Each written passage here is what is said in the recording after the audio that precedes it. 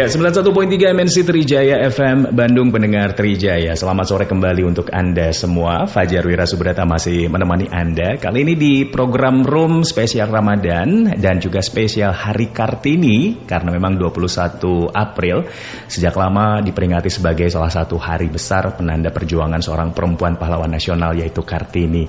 Nah, seperti apa sih kira-kira kiprah Kartini modern saat ini? Kita akan ngobrol-ngobrol dalam tema kiprah perempuan di panggung budaya. Sudah bergabung bersama ada Cemiming Suwandi. Selamat sore. Assalamualaikum Cemiming, kakakku tercinta. Wilujeng sonten Kang Fajar. Aduh, bahasa Sundanya. Wilujeng sonten. Waalaikumsalam. Masya Allah. Hatur nuhun tos diangken di acara Kang Fajar. Alhamdulillah.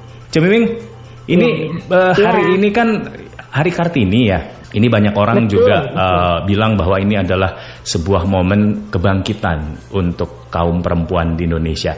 Dengan sebagai perempuan ya, keuntungan menjadi perempuan di zaman sekarang ini menurut Cemiming apa sih? Ini ada dua sisi ya Kang ya, punten. Jadi suami sudah dipanggil duluan. Jadi saya adalah seorang wanita atau perempuan yang bebas, merdeka dalam arti kata positif. Bisa mengekspresikan apa yang mungkin selama ini belum bisa dilakukan untuk pertama diri sendiri, kedua untuk keluarga, ketiga untuk masyarakat. Masyarakat dalam arti kata sesuatu yang selama ini Cemiming geluti begitu ya, yaitu ya di dunia wedding begitu Kang. Pakem-pakem nanti henteu hilang begitu Kang. Ya. Cemiming, ini kita berandai-andai, ya banyak berandai-andai.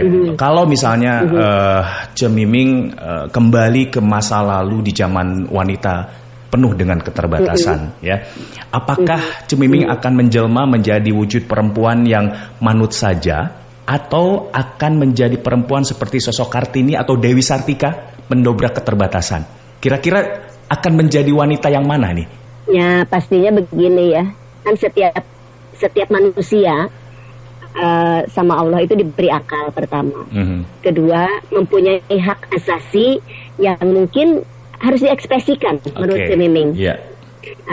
Tetapi saya juga tidak mau menjadi seorang istri yang tidak taat, tidak patuh kepada suami.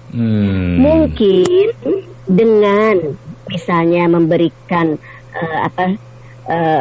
penjelasan yang bisa dipahami, dimengerti oleh suami, insya Allah pasti suami juga sedikit-sedikit akan memberikan izin, memberikan kelonggaran.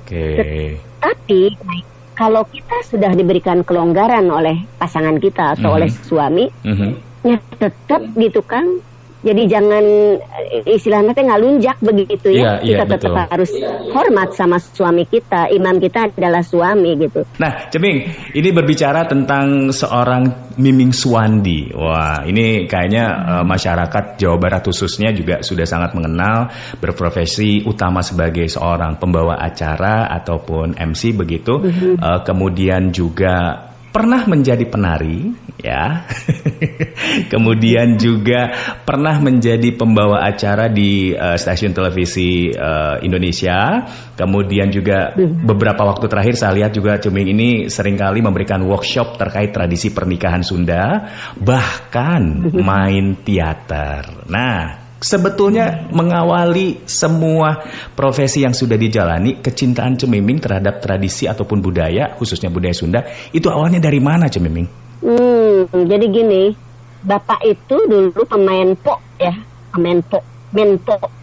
Silat ya, menpo itu ya? Silat, betul. Pada zamannya. Tapi Cemiming tidak pernah mengetahui beliau itu. Nah, sepertinya darah seni itu mengalir dari bapak begitu, sehingga pada kelas 4 SD itu Cemiming sudah mulai menyukai tentang keindahan, kecantikan, kerapihan, dan akhirnya menyukai seni menari, Kang, menari tradisional, menari klasik begitu. Jadi mulai kelas 4 lah, mulai coba-coba belajar gitu. Sampai akhirnya Cemiming SMA ya. Kang ya, setelah memasuki sekolah khusus ya tari begitu, mendapat mendapat satu apresiasi begitu, bahwa saya jadi bintang pelajar gitu.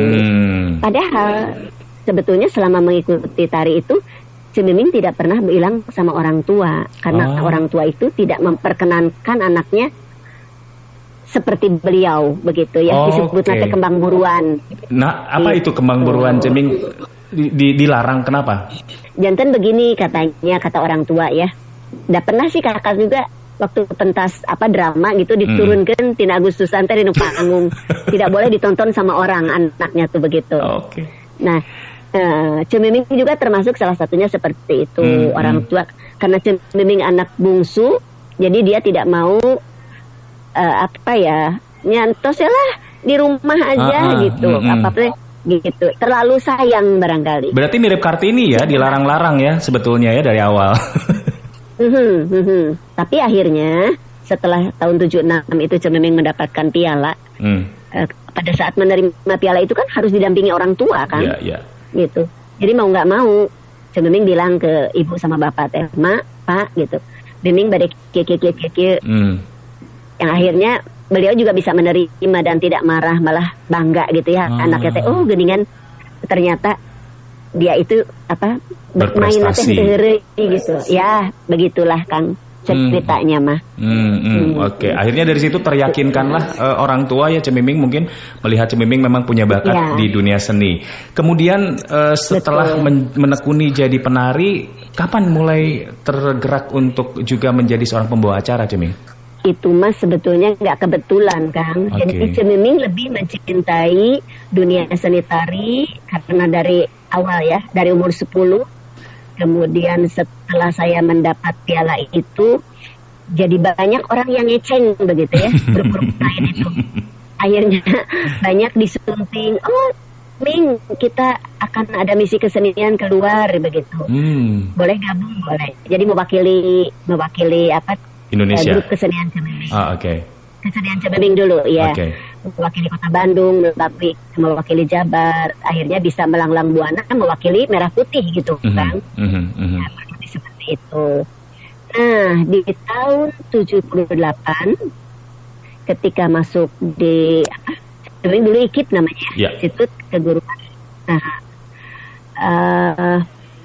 Cemiming diminta karena senang baca puisi juga. Diminta untuk membantu acara-acara kampus Kang, misalnya wisuda, maritu dan sebagainya lah, seminar dan seterusnya. Kemudian Cemiming dulu itu masih tetap berkesenian, jadi yang utamanya adalah menari begitu. Ketemu dengan ibunya Teh Heli tadi kan ya. Jadi ibunya Teh Heli itu seorang perias yang keren pada waktu itu. Jobna gitu.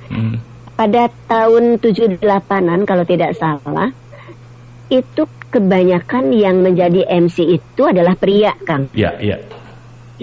Untuk wedding terutama ya. Dan sudah berusia cukup gitu. Janten upami nu anom sapertos Kang Fajar panginten rada kasengled kuno senior Yuswana. Alhamdulillah disebat anom sama kakakku tercinta. Terakhir Ceming, dari sekian banyak pencapaian yang sudah didapat seperti sekarang inilah begitu ya. Sebetulnya Ceming sudah puas tidak Ceming dengan kondisi saat ini untuk diri sendirilah? Sudah puas tidak? Masya Allah, ya, disebut puas namanya manusia nggak puas-puas itu Kang ya. Sekecil apapun pencapaian, disyukuri aja Kang, disyukuri, dinikmati. Yang paling penting adalah Cemiming bisa bermanfaat, berguna tidak hanya untuk diri sendiri tapi untuk orang lain. Itu saja. Dan semakin ini semakin mengerucut sebagai closing statement dari Cemiming, saya juga pengen dengar nih. Kalau boleh diwakilkan dengan 3 kata, Cemiming itu apa?